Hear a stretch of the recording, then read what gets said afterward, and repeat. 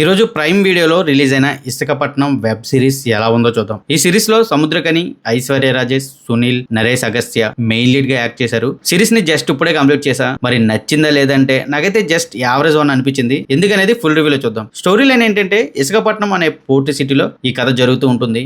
ఎవరికీ తెలియని ఒక వ్యక్తి మిస్టర్ నాయుడు, అదేనండి మన సముద్రకని గారు వచ్చి తన తెలివితో పవర్ తో అక్కడ పెద్ద నాయకుడిగా ఎదుగుతాడు. అతనికి కంప్లీట్ గా పొలిటీషియన్స్ నుంచి కానివ్వండి, పోలీసుల నుంచి కానివ్వండి ఫుల్ సపోర్ట్ అయితే ఉంటుంది. కానీ అతని కూతురు అయిన మన ఐశ్వర్య గారికి తన తండ్రి చేసే పనులు ఏవి నచ్చవు. మరోవైపు అతని శత్రువులు కూడా అతన్ని ఎలాగోలా కిందకి దించాలని చూస్తూ ఉంటారు. ఈ పవర్ గేమ్ లో ఎవరు గెలిచారు అనేది మిగతా కథ. ఈ సిరీస్ కి మెయిన్ ప్లస్ పాయింట్స్ గురించి చెప్పాలంటే యాక్టర్స్ చాలా మంది ఉన్నారు. వాళ్ళందరి పెర్ఫార్మెన్స్ కూడా చాలా బాగుంటుంది. ముఖ్యంగా సముద్రకని గారిది చాలా పవర్ఫుల్ గా కనిపించారు సిరీస్ లో. అండ్ అలాగే ఐశ్వర్య రాజేష్ కూడా తన పాత్రకి జస్టిస్ చేశారనే చెప్పాలి. ఇకపోతే నరేష్ అగస్త్య, సుధాకర్ బెనర్జీ లాంటి వాళ్ళు కూడా వాళ్ళ క్యారెక్టర్స్ వరకు వాళ్ళు పాత్రలకి న్యాయం చేశారనే చెప్పాలి. సిరీస్ మొత్తం కూడా 1980 బ్యాక్ డ్రాప్ లో చూపించారు. నిజంగా ఇక్కడ మెచ్చుకోవాల్సిన థింగ్ ఏదైనా ఉందంటే ఇదే. ఆ టైం లైన్ ని చాలా బాగా చూపించారు. Camera work, sets, production values చాలా డీసెంట్ గా ఉంటాయి. ఈ సిరీస్ లో నాకు బాగా నచ్చింది ఈ రెండే, యాక్టర్స్ యొక్క పెర్ఫార్మెన్సెస్ అండ్ ఆ 1980 టైం లైన్ ని చూపించిన విధానం. ఇకపోతే మైనస్ల గురించి చెప్పాలంటే స్టోరీ లైన్ అనేది చాలా అవుట్డేటెడ్ గా ఉంటుంది.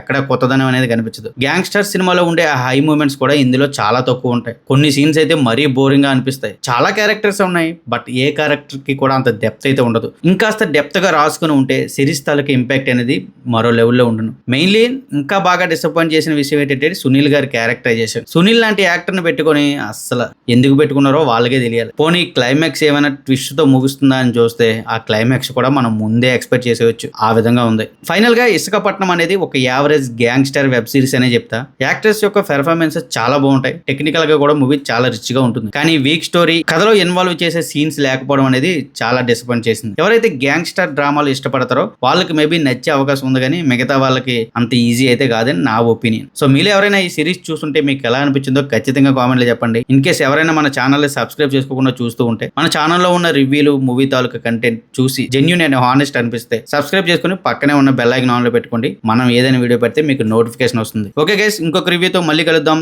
Thank you guys, thanks for watching. జై హింద్.